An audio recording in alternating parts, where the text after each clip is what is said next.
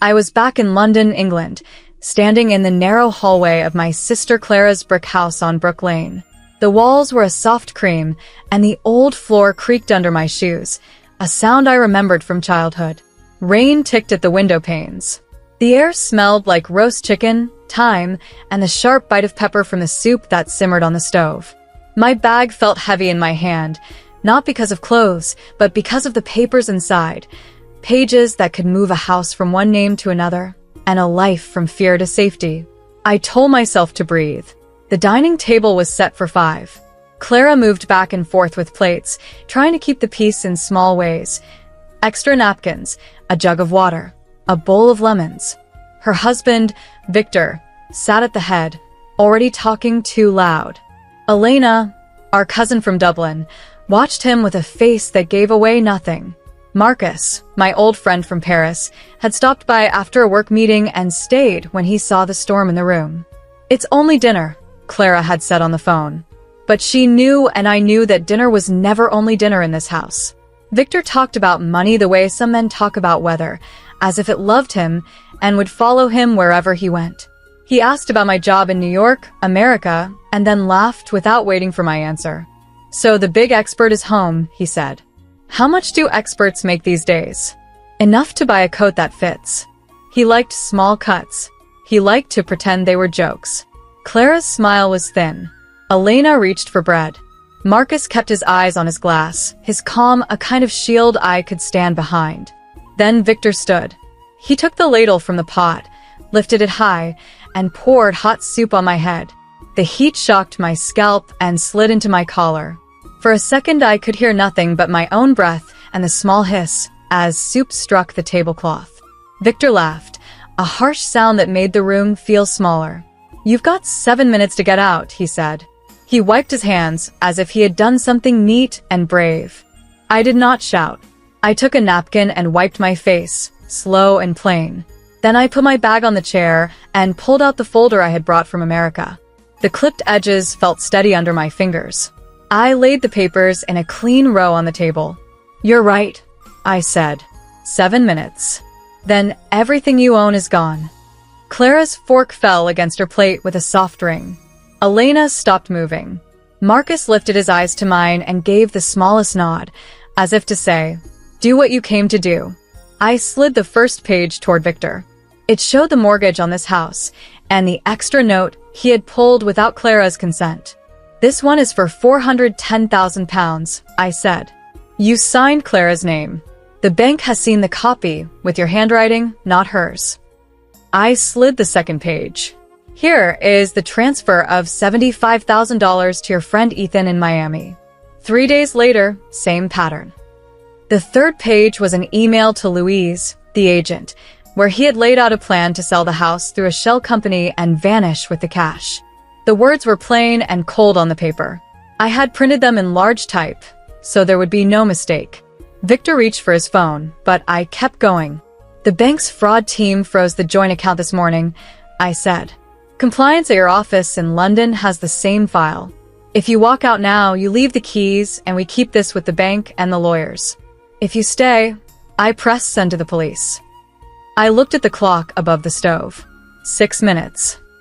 Clara put a hand on her chest, as if to hold her heart in place. Elena stood and got a wet cloth for my neck. Marcus leaned back in his chair, quiet and solid. Victor stared at the papers, then at Clara. He tried to laugh again, but the sound broke. He said my name like it was a curse. I answered like it was a door that would not move. 5 minutes. The house was very still. Outside, London breathed its wet, steady breath. I could feel the shape of the evening changing, like a lock turning. I thought of New York, and of how far money could travel, and how fast truth could catch it. "For minutes," I said and waited. I should tell you how the papers came to be. It started months earlier, in New York, America, when Clara sent a late email with 3 short lines. "The mortgage looks wrong. Victor says it's fine. Can you check?" I printed the statements at my office and spread them across my desk like a map of a storm. The numbers didn't match the dates, and the interest rate jumped like a frightened animal. I called the bank in London, England, and asked for their fraud desk. That's how I met Hannah, who had the kind of careful voice people use when they walk through a dark room with a candle. She asked for copies. I sent them and waited while the city outside my window threw its light against the glass.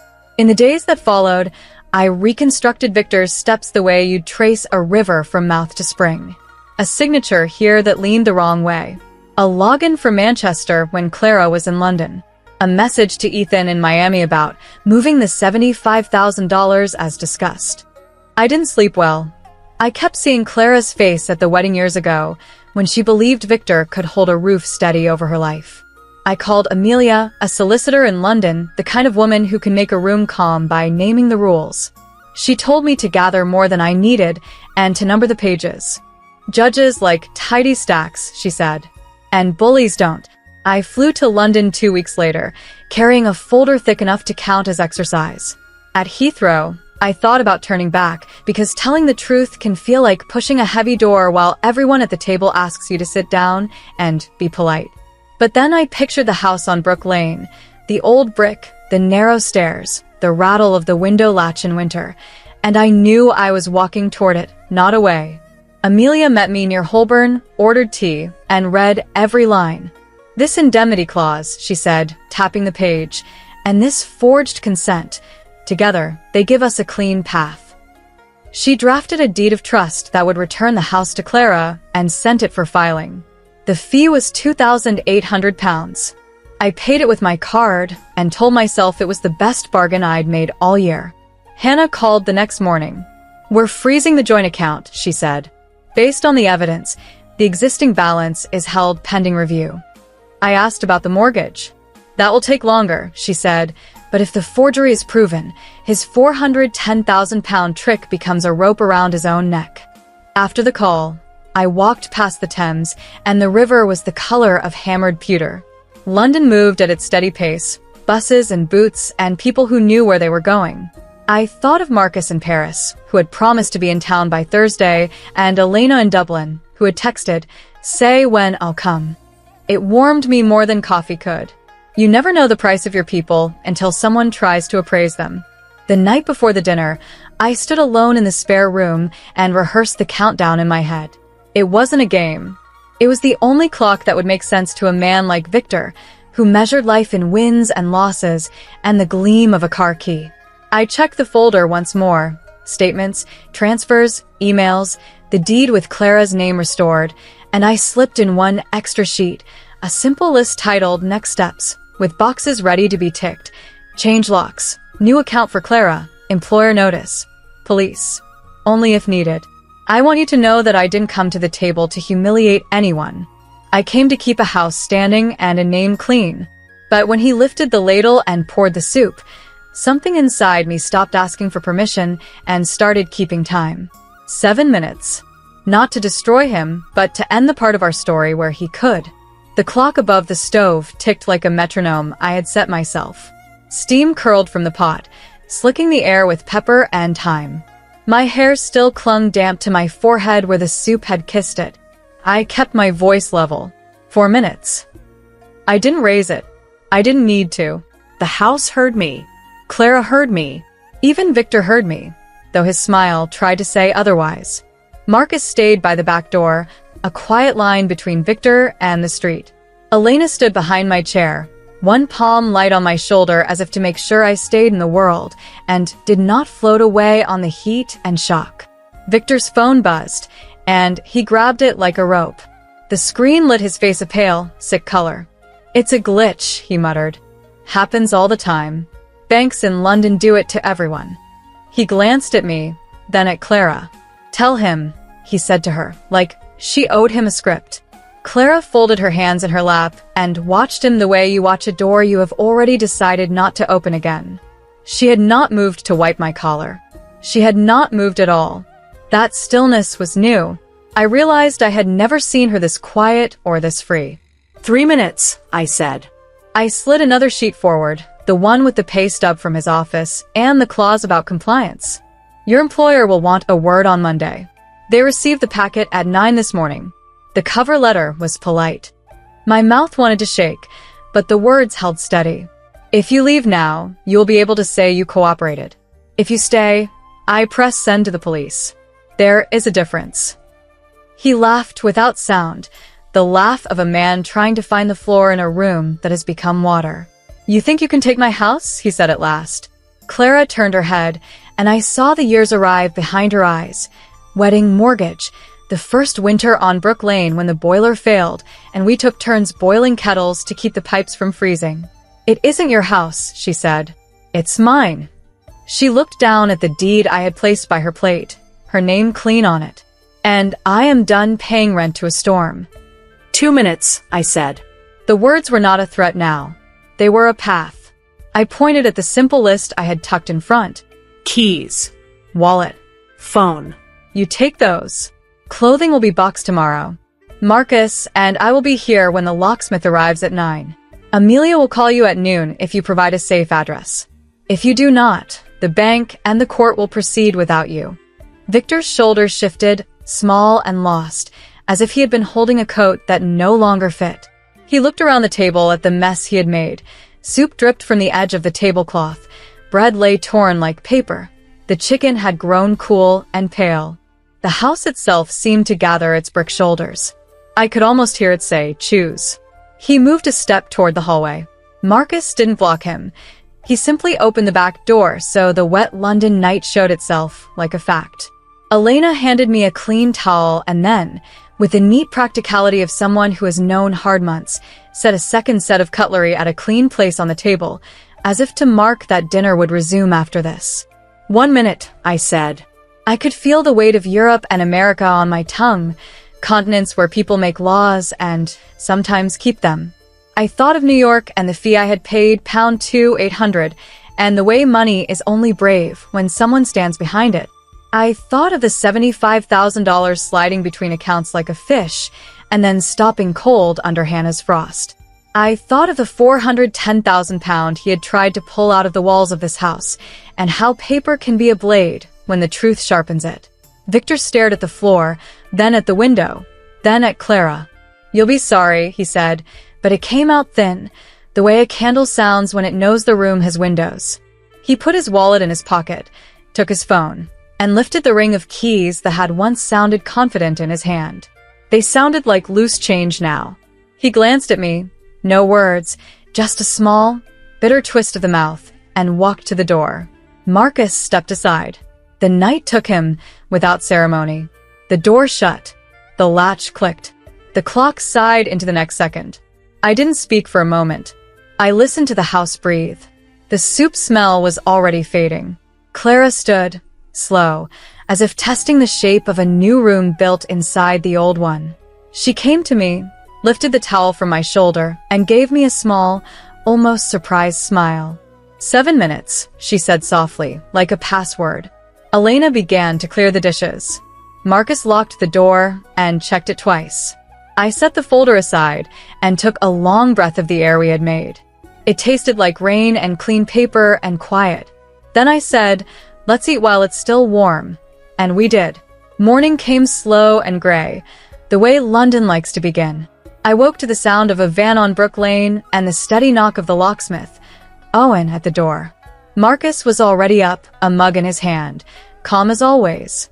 Clara stood in the hallway in her old blue sweater, hair tied back, looking like someone who had just put down a heavy box and knew she would not lift it again. We let Owen in. He opened his kit, took out 2 neat metal cases, and went to work on the front and back doors. Metal clicked, wood sighed, and in less than an hour the house had a new spine. Clara tested the keys. They turned clean and sure.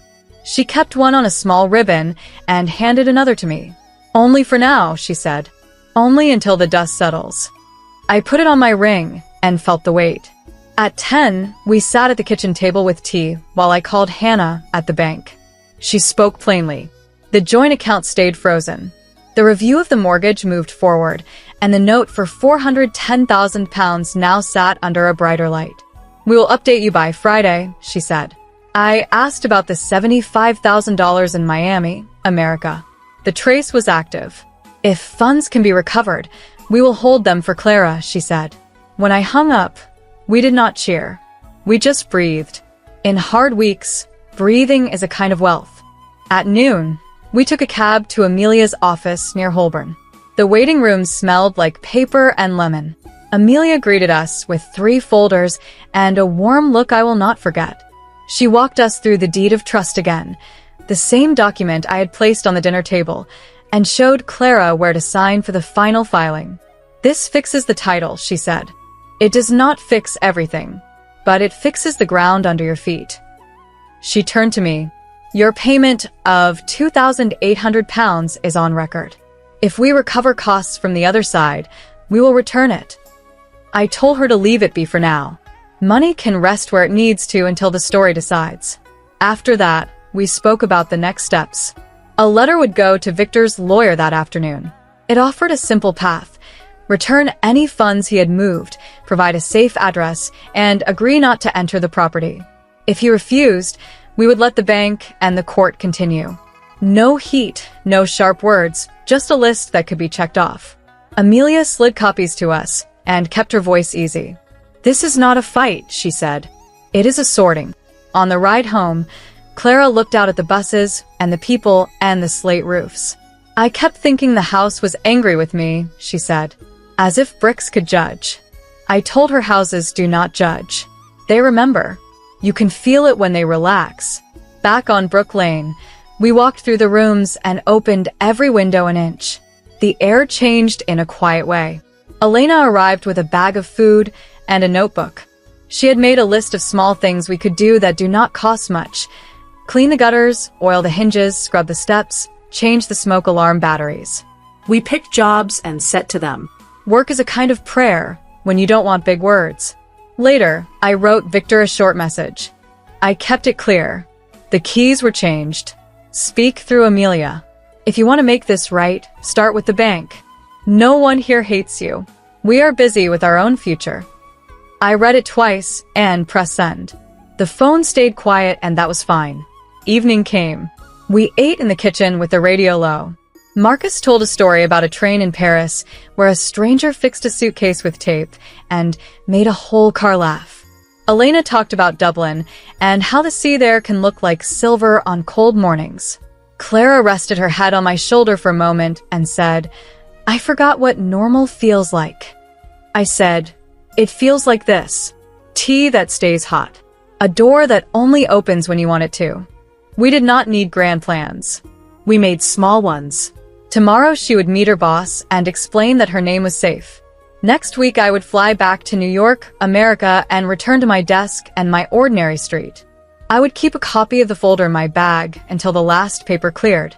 I would keep the spare key on my ring for a while too, not because I doubted her, but because carrying it made me steady. When I finally lay down in the spare room, I listened to the rain on the glass. London hummed the way it always does, steady as a reliable fridge, low and kind.